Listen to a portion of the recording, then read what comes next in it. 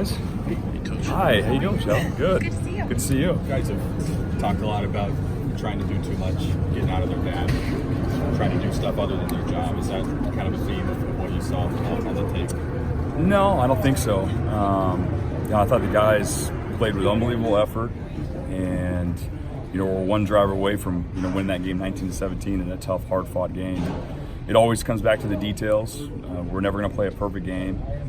For sure, there's two drives where I think collectively we could have tackled better. But little mistakes like that are always going to happen. We're never going to play a perfect game.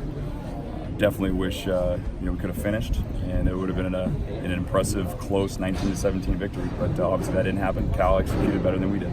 Jimmy, what should Kyler have done differently on that PI call to avoid that after you see the tape? Yeah, it was it was a close call, and we can't complain about calls. The refs have their job, and they do it very well, and some of those things are subjective, and we just got to play with cleaner technique. Was there any conversation from the sideline at all after they got to the 4 about letting those guys score?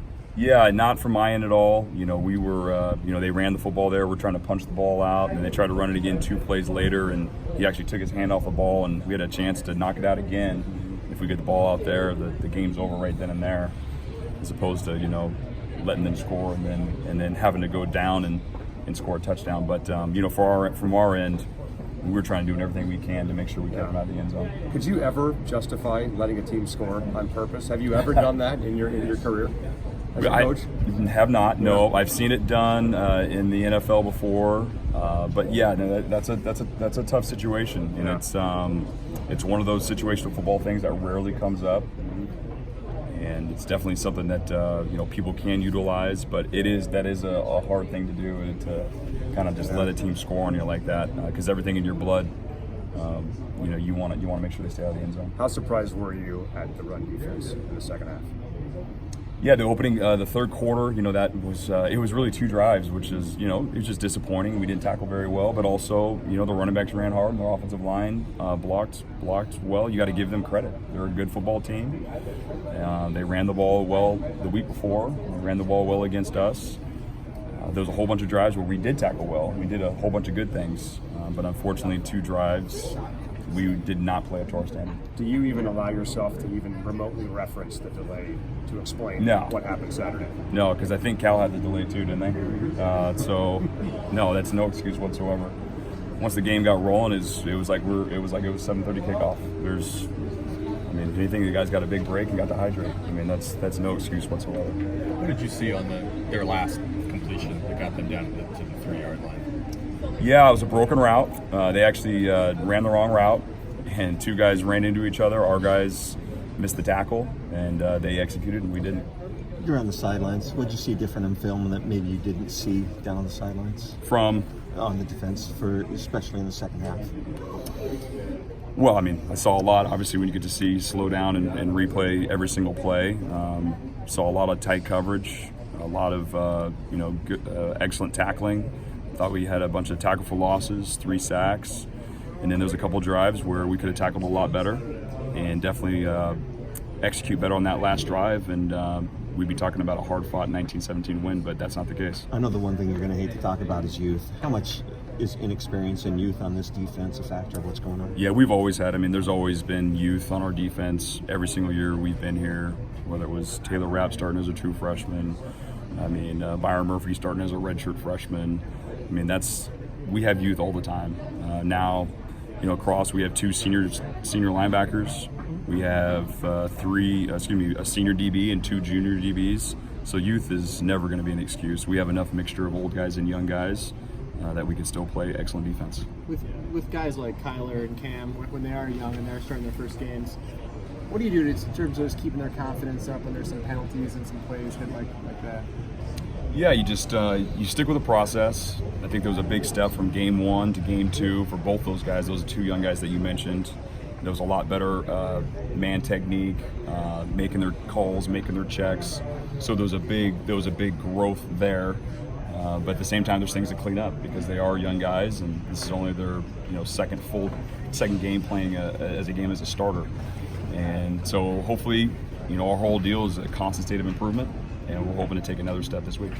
You went to Hawaii on Saturday, and you hear a lot about their run and gun offense. What's the difference between run and gun and then the air raid you hear a lot about? Yeah, WSU. Excellent question. This offense is completely unique.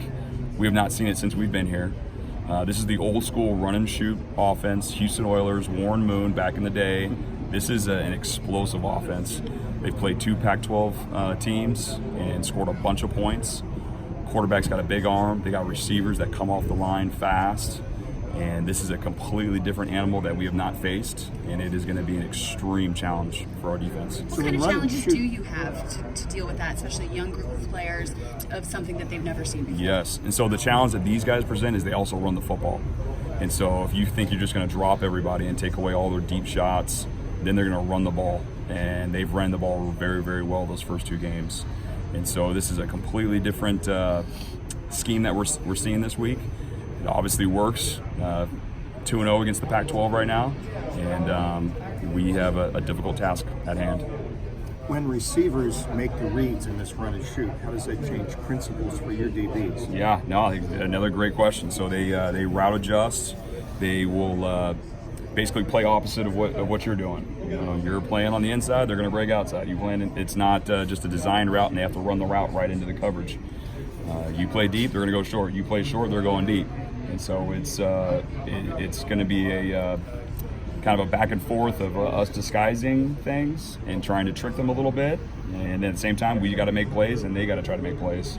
And it's going to be a fun matchup to watch. Was tackling an issue for your team, or did the other guys just make better plays for count? Yeah, I think both. I think you got to give those guys a lot of credit. I mean, they came in here in a tough environment and they executed. We definitely had more missed tackles in 2 drives than we've had, in the first game especially.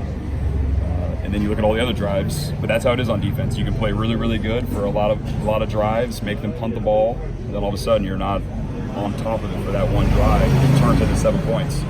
And that's what happened on 2 of the drives, and that's what we got to make sure we clean up those Coach issues. Peterson said it might have been a try too hard on some occasions. Does that happen in football when one guy misses an assignment or does his job, somebody tries to make up for it? Yes, I mean, it all comes back to doing your job. I think our guys play. We don't have an issue with effort. The guys are playing really hard, and there's maybe a couple instances where guys were going way too fast and trying to go blow up a play, and now that springs a leak, and now everyone else has got to clean up that mess. And those are the things that we got to make sure we clean up.